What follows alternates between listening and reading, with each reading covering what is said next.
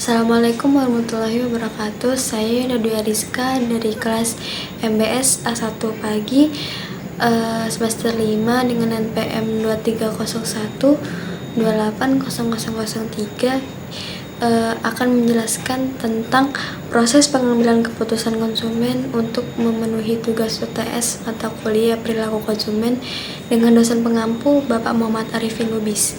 Baiklah, langsung ke pembahasannya. Apa sih itu proses pengambilan keputusan konsumen?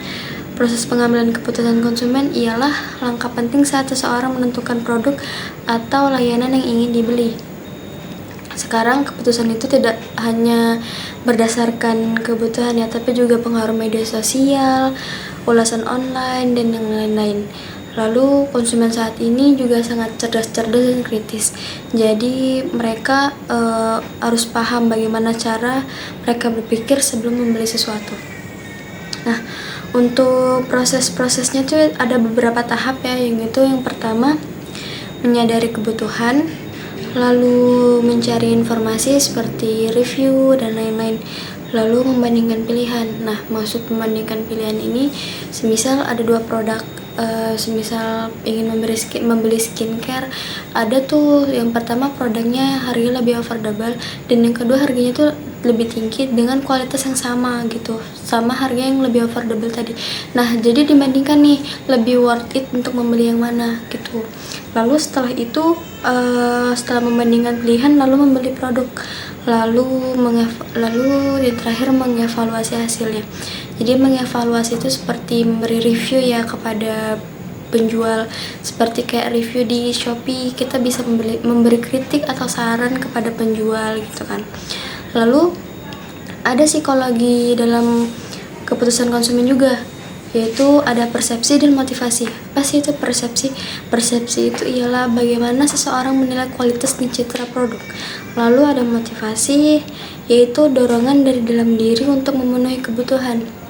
Contoh motivasinya itu ialah seperti ketika seseorang membeli vitamin ya, bukan karena dia sakit, tetapi karena dia ingin menjaga kestabilan tubuhnya, menjaga kesehatan tubuhnya agar tidak sakit gitu. Lalu ada evolusi komunikasi pemasaran dari WOM ke EWOM. Nah, untuk teman-teman yang belum tahu WOM itu apa, WOM itu singkatan dari word of mouth, yaitu dari mulut ke mulut ya. Mulut ke mulut itu strategi pemasaran dulu. Nah, itu tuh lebih efektif dibandingkan kalau dulu ya, karena dulu juga belum terlalu masuk ke EWOM ya. Itu tuh dari mulut ke mulut, seperti kayak review dari kerabat, keluarga, teman atau yang lain-lain. Karena kalau dulu tuh lebih efektif dari mulut ke mulut strategi pemasarannya dibandingkan iklan gitu. Nah, beda sama sekarang, yaitu lebih ke EWOM. EWOM itu adalah electronic word of mouth. Ya, itu seperti marketplace dari media sosial seperti Shopee dan lain-lain gitu. Jadi evolusinya itu sekarang terlihat sekali ya. Masyarakat sekarang lebih ke kalau dari EWOM tuh informasi yang disampaikan secara jujur dan autentik, cenderung meningkatkan kepercayaan konsumen terhadap suatu merek. Sedangkan ulasan yang berlebihan atau bersifat manipulatif justru dapat menurunkan kredibilitas si penjual itu sendiri. Lalu ada pengaruh faktor psikologisnya juga, yaitu ya seperti yang tadi, persepsi dan motivasi. Hal-hal yang mempengaruhinya itu ada diskon dan gratis ongkir, kemasan yang menarik, dan pengiriman yang cepat.